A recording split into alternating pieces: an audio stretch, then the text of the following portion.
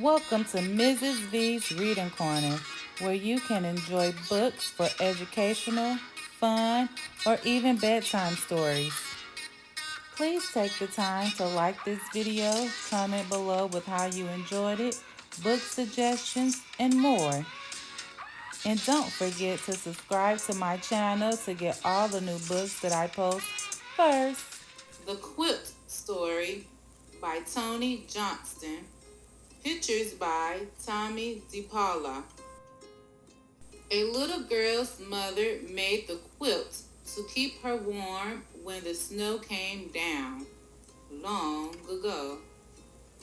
She stitched the quilt by a yellow flame, humming all the time. She stitched the tails of falling stars, and she stitched the name Abigail. Abigail loved the quilt. She wrapped it round her in the quiet dark and watched the winter skies. Sometimes she saw a falling star. Sometimes Abigail played in the woods near her home.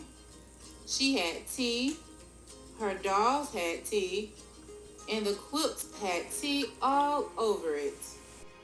Sometimes she pretended the quilt was a gown. She wore it to town on her horse. Clop, clop, clop, and it tore. So her mother stitched it up once more.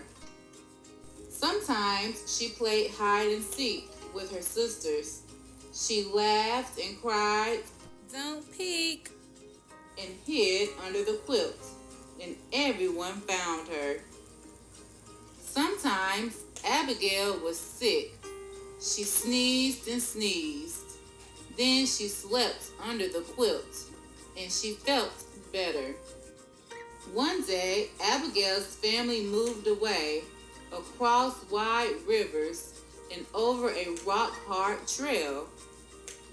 The quilt went too, not stuffed in trunks with the blankets and clothes. It kept the little girls warm from the wild winds, warm from the rain, warm from the sparkling nights. They built a new house in the woods. Abigail's father built it with his hatchet. Chop, chop, chop. He built her a new bed. Chip, chip, chip. He made her a new horse too. He worked until curling shavings covered the floor, and everyone sneezed and said, "Welcome home," and was glad, and Abigail felt sad. New house, new horse, new bed. Everything smelled of fresh chops and chips. Everything but the quilt. So her mother rocked her as mothers do, then tucked her in, and Abigail felt at home again under the quilt. One day, when the quilt was very old and very loved, Abigail folded it carefully and put it in the attic. Everyone forgot it was there. A gray mouse came and loved the quilt. Her babies were born on top of it. They grew fat and gray in the warm stuffing. When they got hungry, they ate all the falling stars. A raccoon came and loved the quilt. She dug a hole in a corner with her black paws and hid an apple there. A cat came and loved the quilt. A patchwork cat. It rolled on the stars, and stuffing spilled out like snow. Then the cat curled up in the snow and purred. "Kitty, kitty," called a little girl. She found her cat, and she found the quilt, splashed with patterns of sun. The little girl wrapped the quilt round her, and she loved it. "Can you make it like new?" she asked her mother. So her mother patched the holes. She pushed fresh stuffing in. She stitched long tails on the stars to swish across the quilt again. One day, the little girl's family moved away across miles and miles of pavement and snaky gray highways.